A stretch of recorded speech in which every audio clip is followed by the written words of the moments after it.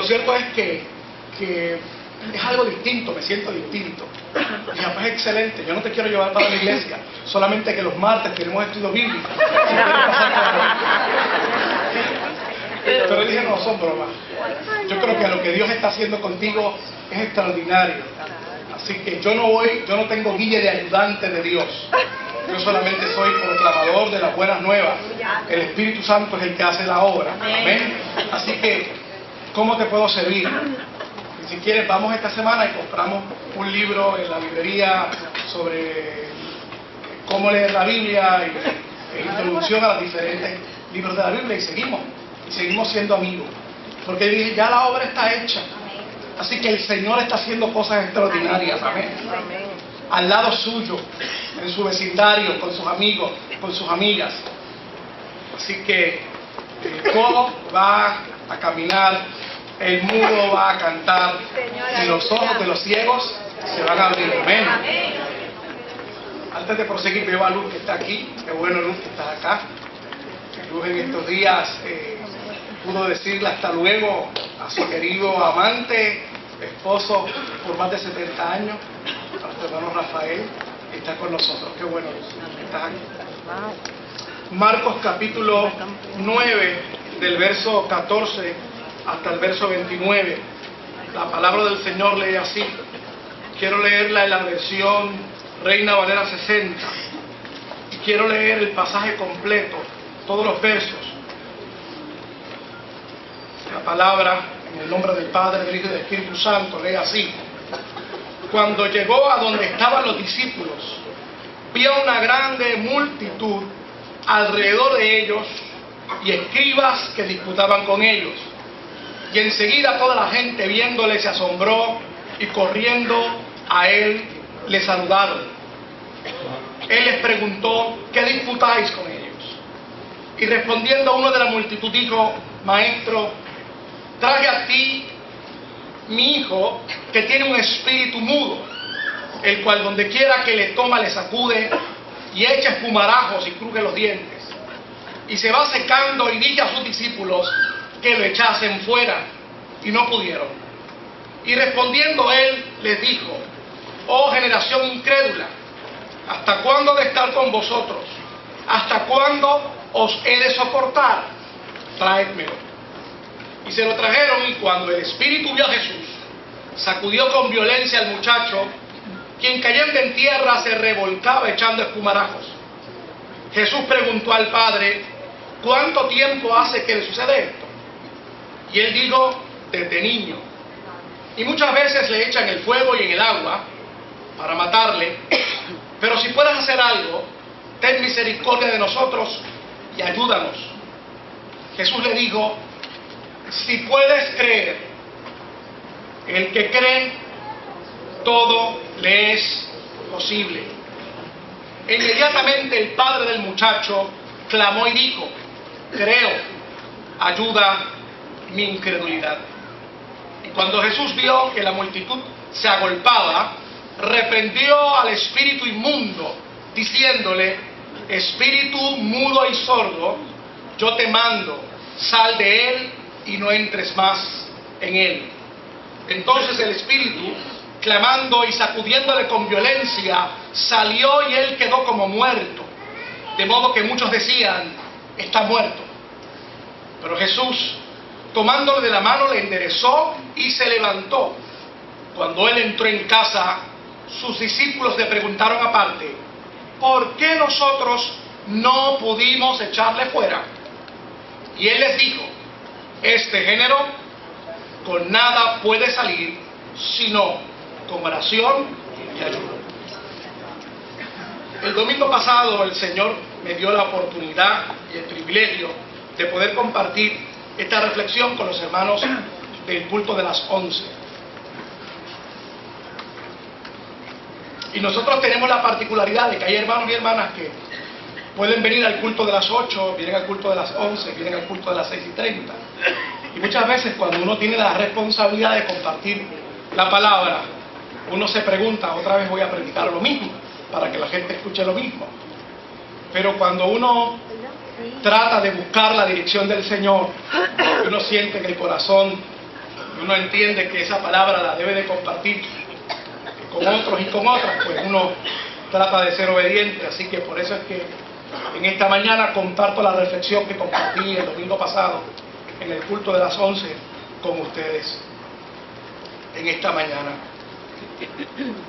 Hay 4 cosas que a mí me preocupan y me ocupan, por la cual yo quiero compartir en esta mañana esta reflexión acerca de este pasaje bíblico extraordinario. La primera es: las circunstancias y crisis en la vida son fuertes e intensas, pero Jesús es más fuerte. Amén. Amén. En segundo lugar, el mundo no tiene la alternativa ni las herramientas para enfrentarse a los problemas, sino que intenta con lo que tiene y con lo que puede. Y la cristiandad tiene que entender eso, más que estamos acercándonos, que estamos ya en un año electoral, donde las propuestas para resolver las crisis sociales que vive nuestro país y el mundo entero, pero específicamente nuestro país, se dan, como dicen allá en el campo, a tutiplén. Y muchas veces nosotros, sin querer queriendo, caemos en la trampa de poder aceptar como real las alternativas que, a la luz de lo que la verdad sagrada hace que los cristianos y las cristianas entiendan, nosotros debemos de concluir que son sencillamente alternativas inconclusas e incompletas. Nota aclaratoria: como dije el domingo pasado, yo no quiero hacer un partido de acción política o un grupo de acción política, ni quiero influir con mi palabra su pensamiento ni su ideología política, pero sí yo puedo resaltar que durante los últimos 10 años el Señor nos ha dado la oportunidad de proclamar la palabra, y hemos resaltado que antes de ser popular, independentista o PNP, yo soy cristiano. Amén. Y si usted es cristiano, usted no se dejará manipular por los colorados, los verdes, los amarillos, los violetas o los rojos, sino que usted podrá dar entonces una respuesta.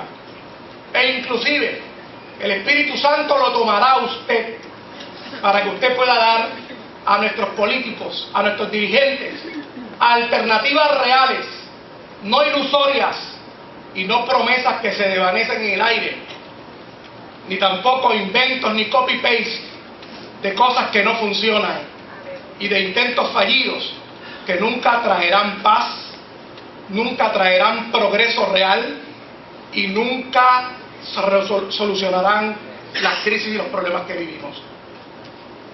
En tercer lugar, el mundo alimenta tus dudas y te ofrecerá soluciones incompletas. La Iglesia de Jesucristo tiene que entender eso. Los que tienen el Espíritu Santo de Dios en los 4 costados de nuestro país, en el norte, en el sur, en el oeste y en el este, debemos de entender eso a cabalidad. La palabra del Señor dice: porque Dios no nos ha dado espíritu de cobardía, sino de poder, amor y dominio propio. Y el escritor de Juan dice: porque el Espíritu Santo, la unción del Santo, está sobre la iglesia y no tenéis necesidad de que nadie os enseñe. Y por último,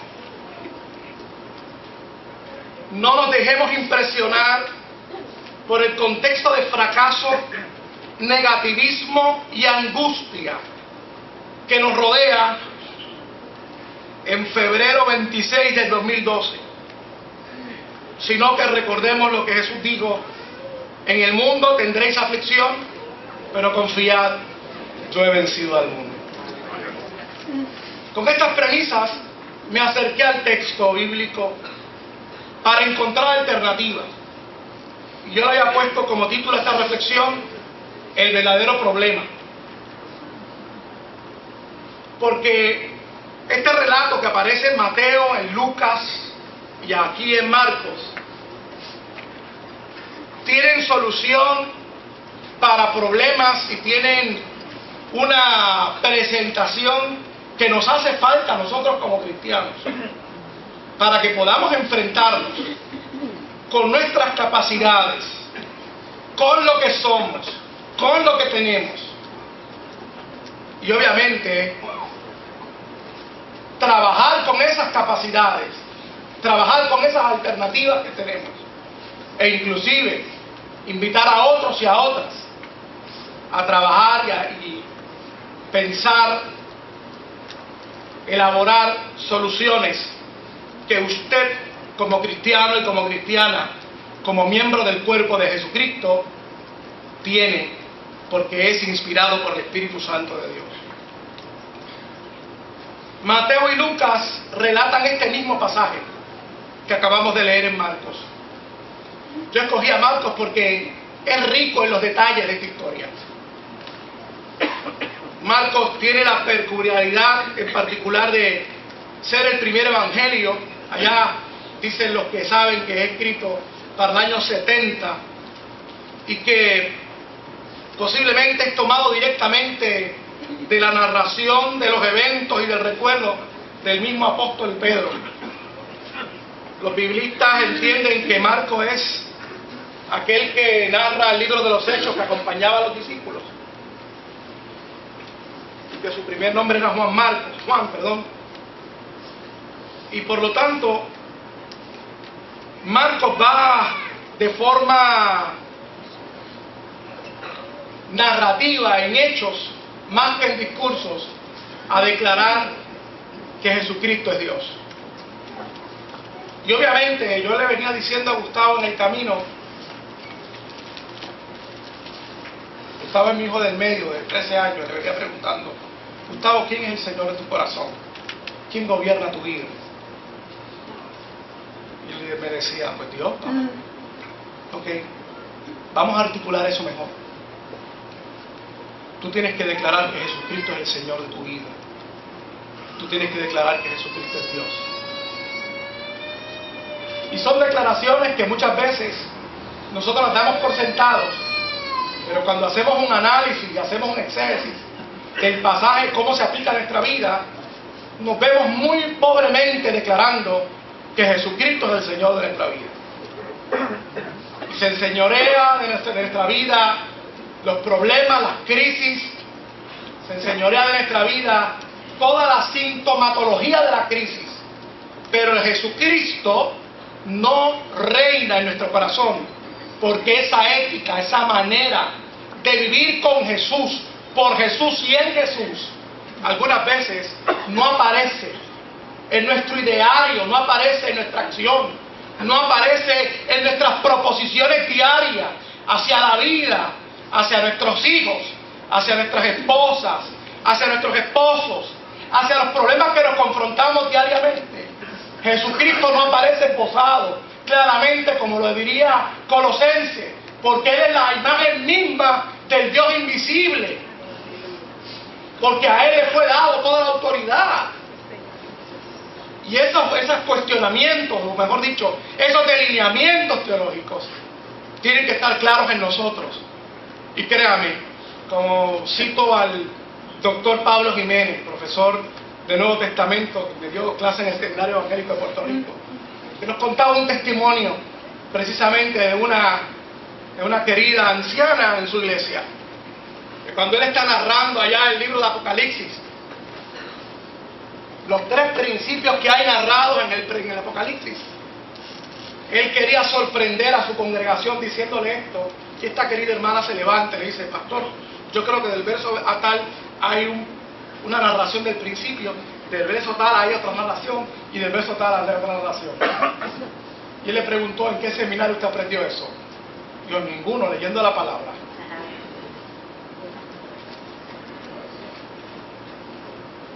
Así que hay delineamientos teológicos que son fundamentales que nosotros tengamos presentes en nuestra vida cotidiana,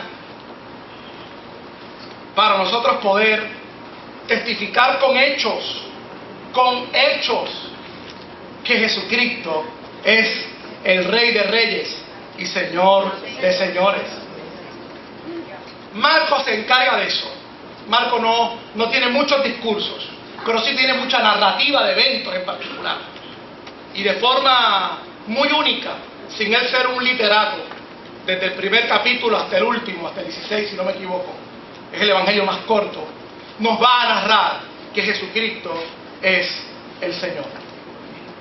Ahora, yendo a la historia bíblica, porque no queremos volver a repetirla, porque para eso la leímos completa, vamos a encontrar, y haciendo ya encontrando la enseñanza del pasaje, vamos a encontrar un grupo de puertorriqueños y puertorriqueñas que están tratando de solucionar un problema. Los versos 14 en adelante comienzan a narrarnos que cuando Jesús desciende del monte con Pedro, Juan y Jacobo, que venían del monte de la transfiguración, se encuentran con este grupo de puertorriqueños y puertorriqueñas intentando solucionar un problema. ¿Usted no me cree? Cuando termine el culto, escuche los comentarios para que usted vea cómo empezamos a solucionar los problemas de Puerto Rico nosotros. Eso estaba pasando aquí. Algunos teólogos dicen que cuando ya en el clímax de la narración, Jesús reprende y le dice: generación incrédula, ¿hasta cuándo los voy a resistir? Algunos dicen que se los estaba diciendo a los escribas y a aquellos que estaban alrededor de Jesús, que le seguían, que habían visto milagros, que conocían de la Escritura y de lineamientos teológicos, pero sencillamente se quedaban en el discurso. No había soluciones concretas, no había problemas resueltos, no había testimonio de que había habido solución a los problemas. Y solamente se quedaban en el bla bla bla del problema. Y ojo con esto, tengamos mucho cuidado cuando nos quedemos sencillamente patinando en la noria de los problemas y nunca lleguemos a las alternativas. Porque dentro de ese discurso se pueden manifestar aspectos de la personalidad no inconclusos. Me explico. Gente que quiere resaltar y llenarse la boca insultando a los demás. No, porque el problema lo tiene fulano de tal. Y se proyectan en esos discursos intentando solucionar el problema. Demuestran inclusive coraje no resueltos en la discusión de los problemas y en los pseudoanálisis del problema. Una vez me llevaron un programa de estos radiales, que por la cual no participo en los programas radiales que pretenden con los pastores y con los evangelistas y con los religiosos y los teólogos hacer los programas. ¿Qué es eso?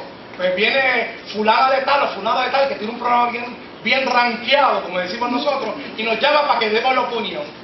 Y es para que nosotros le hagamos el programa. Porque al final ninguna de las alternativas que se puso allí queda presente ante el pueblo. Y nosotros estamos haciendo el programa al fulano o a la fulana de tal. Muchos de los panelistas se insultan el uno al otro, salen enojados. Así que yo decidí jamás y nunca volver a un programa de eso. Porque a la hora de la verdad le estoy haciendo el programa, para colmo no me pagan. Y ellos se echan una porrucha de chavo, y no es que uno quiera que les paguen, pero es que todo el beneficio es para ellos. Y quedamos nosotros en ridículos. Así que yo dije, a esos programitas yo no vuelvo más. Fui a uno, fui a otro, que me invitaron y jamás y nunca vuelvo a ir a esos programas. Voy a un programa donde hay un análisis serio y donde hay una conclusión que la gente pueda entender, no desinformarse. Por eso tenemos que tener mucho cuidado con lo que estaba pasando aquí en la narración. Había un tumulto, un jabalú, todo el mundo dando opinión. No, porque lo que está pasando es esto. No, porque lo que pasa es aquello. Y en medio de ese revolú, adivinen quién estaban. Los discípulos de Jesús. Los 9 que habían quedado acá abajo, que no habían subido al monte de la transfiguración, estaban en un sendo revolú, intentando resolver un problema. No nos quedemos en la sintomatología de los problemas. el verso 18, el 20 y el 21 y el 22a nos narran la problemática que existía. Les voy a leer otra vez.